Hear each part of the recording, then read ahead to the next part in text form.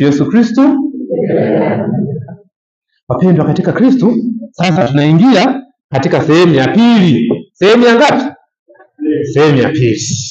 Tunatafakari sehemu hii, kichwa nini hapa? Simameni imara katika imani. Simameni imara katika imani. Reference waraka wa kwanza mtume Paulo kwa Korinto 16:13. 1 Korinto 16:13. Simameni imara katika imani. 1 Korinto 16:13. 1 Korinto 16:13. Simameni imara katika imani. Wapendwa katika Kristo,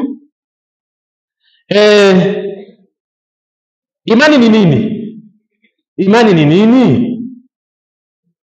Mimi huwa naongea sana na wanandoa. Anakuambia kwamba, "Father, mimi simwamini mke wa mume wangu. Mimi simwamini mume wangu. Mimi simwamini mume wangu. Mimi simwamini mke wangu."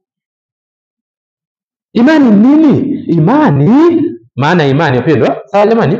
Maana imani. Imani nini? Imani ni hali ya kuamini au na kuwa na hakika juu ya kitu bila kuwa na uthibitisho moja kwa moja.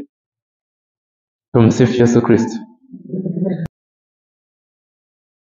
Ni bayana ya mambo yasiyoonekana. Imani ni nini? Ni hakika ya mambo yatarajiwayo, ni bayana ya mambo ya... Imani ni nini? Imani ni nini? Imani ni hakika ya mambo yatarajiwayo, ni bayana ya mambo yasiyoonekana. Imani ni hakika ya mambo yatarajiwayo, ni bayana ya mambo yasiyoonekana. Waebrania 11:1. Waebrania 11:1. Waebrania 11:1. Hiyo ndio maana ya imani hiyo. Sawa pendo? Imani nini nimesema? Ni hakika ya mambo yatarajiwayo, ni bayana ya mambo yasiyoonekana. Tukisonga mbele zaidi kiimani sasa, kiroho sasa. Kwa hiyo kuamini ni nini? Ni kujikabidhi kikamilifu kwa uhuru kamili. Kwa hiyo imani ni kujikabidhi kikamilifu kwa uhuru kamili na kwa furaha kwa mpango wa Mungu. Kujikabidhi kamili kwa mapendo ya nani? Ya Mungu. Acha sio wala wewe, ya Mungu. Mapendo ya Mungu. Tumsifu Yesu Kristo. Imani ni kujikabidhi, yani au tunaiungama. Imani tunaiungama. Sawa jamani?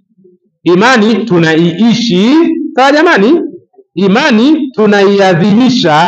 Sawa jamani? Imani tunaishuhudia kwa matendo. Tunaishuhudia. Hapo ndio pagumu kuishuhudia imani. Hapo ndio pagumu. Wewe imani yako ni Mkatoliki, unapaswa kwenda kwenye njia ya msalaba, uende. Unapaswa kwenda kuabudu msalaba siku ya Ijumaa Kuu, uende. Unaogopa walokole. Wewe ndiye kuangalia ni Mungu. Tumsifu Yesu Kristo.